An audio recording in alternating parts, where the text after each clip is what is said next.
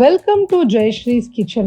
ரொம்ப ஈஸியா வித்தியாசமா ஒரு பிடிக்கொழக்கட்டை ரெசிபி எப்படி பண்ணணும்னு பார்க்கலாம். யூஸ்வலா பிடிக்கொழக்கட்டைக்கு நம்ம பருப்பு, மிளகு, ஜீரகம்லாம் அரைச்சு அரிசியோட சேர்த்து பண்ணுவோம். இது ரொம்ப ஈஸியா ஒரு கப்பு பச்சரிசியை நல்லா வாஷ் பண்ணிட்டு வீட்டுக்குள்ளேயே நம்ம அதை காய வச்சுக்கலாம். ஒரு ஹாஃப் அன் ஹவர்ல அது நல்லா ஈரம் எல்லாம் போயிடும். இப்போ இதை மிக்சியில ஒரு ரவை மாதிரி கன்சிஸ்டன்சில பல்ஸ் பண்ணி எடுத்து வச்சுக்கிறோம். வாஷ் பண்ணிட்டு நம்ம பொடிக்கிறனால நல்லா ஈவனா நம்மளுக்கு பொடியாகும், மாவா ஆகாது. நீங்க இதுக்கு பதிலா இட்லி ரவை கூட யூஸ் பண்ணலாம். கடையில கிடைக்கிற இட்லி ரவை. ஒரு கடாயில ஒரு டேபிள் ஸ்பூன் எண்ணெய் சேர்த்துட்டு அதுல கடுகு சேர்த்து கடுகு லேசா பொரிய ஆரம்பிக்கும் போதே அதுல ஒரு டேபிள் ஸ்பூன் உளுத்தம் பருப்பு, 2 டேபிள் ஸ்பூன் கடலை பருப்பு சேர்த்து பருப்பெல்லாம் நல்லா கோல்டன் ப்ரௌன் ஆகும்போது இதுல 1/2 டீஸ்பூன் பெருங்காயம் சேர்த்துக்கலாம். இப்போ இதுல 2 பச்சை மிளகாயும் ஒரு சின்ன துண்டு இஞ்சியும் பேஸ்டா அரைச்சு இதுல நம்ம சேர்த்துட்டு அதையும் லேசா வதக்கிக்க போறோம். இப்போ இதோட 2 டேபிள் ஸ்பூன் துருவின தேங்காய் சேர்த்துட்டு ஒரு 30 செகண்டுக்கு வதக்கிக்கலாம். பச்சை மிளகாயும் இஞ்சியும் அரைச்சு சேர்க்கறச்ச வாசனையாகவும் இருக்கும், அதே சமயத்துல நம்மளுக்கு வாயில கடிப்படாதிக்கும் இருக்கும். இப்போ இதுல நான் 3/4 கப்பு தண்ணி சேர்த்துட்டு இருக்கேன். 1 கப்பு அரிசியை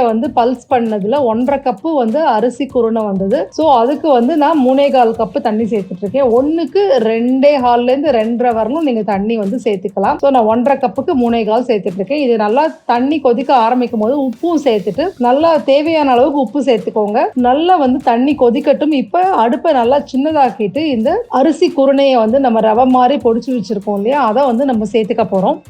இப்போ இது முதல்ல உங்களுக்கு பாத்தீங்கன்னா ரொம்ப தண்ணியா இருக்கிற மாதிரி தான் இருக்கும், பாயசம் மாதிரி தான் இருக்கும். ஆனா கொஞ்சம் நேரம் ஆக ஆக நல்லா நம்மளுக்கு அது வெந்து வரும்போது நல்லா ஃப்ளஃப் ஆகி நல்லா கெட்டியா ஆயிடும். நல்லா மூடி வச்சு ஒரு 10 நிமிஷம் வேக விடுங்க. நடுவில் எடுத்து கிளறிக்கோங்க. இப்போ தண்ணி எல்லாம் நல்லா உறிஞ்சதுக்கு அப்புறமா இது நல்லா குக் ஆயிருக்கும். இப்போ அடுப்பை ஆஃப் பண்ணிட்டு இதை நல்லா நம்ம ஆற விட்டுறலாம். நல்லா ஆறினதுக்கு அப்புறமா கையில கொஞ்சம் தேங்காய் எண்ணெய் தடவிக்கோங்க. தேங்காய் எண்ணெய் ரொம்ப வாசனையா இருக்கும். பிடி கொழக்கட்டைக்கு சின்ன சின்ன கொழக்கட்டையா பிடிச்சு இந்த மாதிரி இட்லி தட்டுல நம்ம வச்சுட்டு 10 நிமிஷம் மூடி வச்சு ஸ்டீம் பண்ணி எடுத்துக்கலாம்.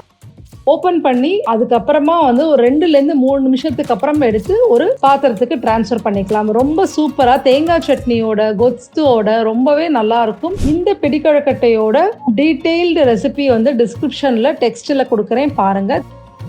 தேங்க்யூ ஸோ மச் ஃபார் வாட்சிங் திஸ் வீடியோ.